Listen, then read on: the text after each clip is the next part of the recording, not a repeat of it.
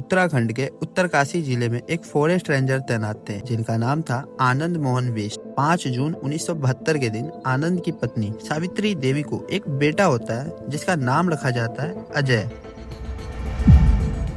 सरकारी नौकरी के कारण आनंद का बार बार ट्रांसफर होता रहता था, इसलिए सावित्री देवी अपने बच्चों को लेकर पौड़ी गढ़वाल के पंचूर गांव में रहने लगी। यही वो जगह थी जहां अजय ने अपना बचपन गुजारा था और यहीं से शुरू हुई एक ऐसे बच्चे की कहानी जो आगे चलकर उत्तर प्रदेश की राजनीति में एक बड़ा नाम बनने वाला था। अजय ने 12वीं की पढ़ाई के बाद कोटद्वार स्थित पीजी गवर्नमेंट कॉलेज में दाखिला लिया। यहाँ पहले से ही अजय के बहन के देवर जयप्रकाश पढ़ रहे थे जो कम्युनिस्ट पार्टी के छात्र संगठन SFI से जुड़े हुए थे।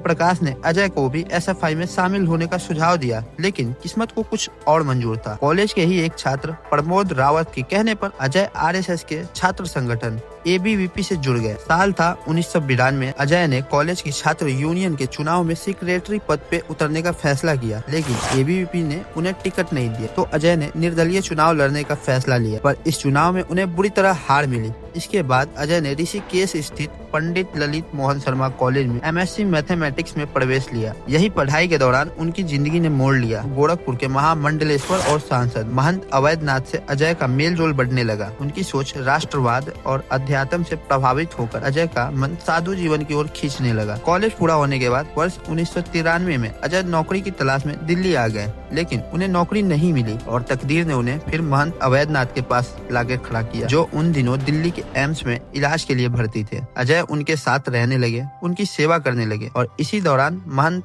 अवैधनाथ ने अजय को गोरखपुरनाथ मठ से जुड़ने को कहा। नवंबर 1993 में अजय अपने परिवार को बिना बताए गोरखपुर पहुंच जाते हैं। 15 फरवरी 1994 महंत अवैधनाथ ने अजय सिंह बिष्ट को नाथ पंच की दीक्षा दी और उन्हें अपना उत्तराधिकारी घोषित कर दिया। सिर्फ 21 साल की उम्र में अजय बन गए योगी आदित्यनाथ। कुछ समय बाद ही अखबारों में छपी खबरों से परिवार को पता चला कि उनका बेटा अब सन्यासी बन चुका है। माता पिता जब मठ पहुंचे तो अपने बेटे को भगवा वस्त्र में देख अचंभित और दुखी हो गए, लेकिन अंत में बेटे का संकल्प देखकर मान गए। पारंपरिक संन्यास के अनुसार योगी आदित्यनाथ अपने गाँव लौटे और अपनी माँ से भिक्षा मांगी। इसके बाद उनका परिवार से संबंध केवल आध्यात्मिक रह गया। अब गांव में भी लोग उन्हें महाराज जी कह के बुलाने लगे। धीरे धीरे योगी आदित्यनाथ लोगों के बीच अपनी पहचान बनाते गए और जैसे गुरु महंत अवैधनाथ राजनीति में सक्रिय थे, वैसे ही योगी जी को भी राजनीति के राह पर आगे बढ़ाया गया। साल आया 1998। महंत अवैधनाथ ने योगी आदित्यनाथ को गोरखपुर लोकसभा सीट से चुनाव लड़ाया। सिर्फ 26 साल की उम्र में योगी आदित्यनाथ सांसद चुने गए और देश के सबसे युवा सांसदों में से एक बन गए।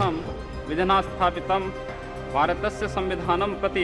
इसके बाद लगातार 1999, 2004, 2009 हर चुनाव में विजय होते हैं। गोरखपुर की सीट अब पूरी तरह योगी आदित्यनाथ के नाम हो चुकी थी। उनकी छवि थी स्पष्ट विचारों वाले नेता की। समर्थकों के बीच उनका प्रभाव बढ़ता गया और विरोधियों के लिए वो एक बेहद कठोर और विवादित नेता बन रहे थे। फिर साल आया 2017, उत्तर प्रदेश विधानसभा चुनाव। बीजेपी को विशाल बहुमत मिला। मुख्यमंत्री कौन बनेगा, कई बड़े नाम थे, पर अंतिम फैसला चौंकाने वाला निकला। एक सन्यासी योगी आदित्यनाथ को उत्तर प्रदेश का 21वां मुख्यमंत्री चुना गया। CM बनने के बाद योगी आदित्यनाथ का फोकस रहा कानून व्यवस्था पर।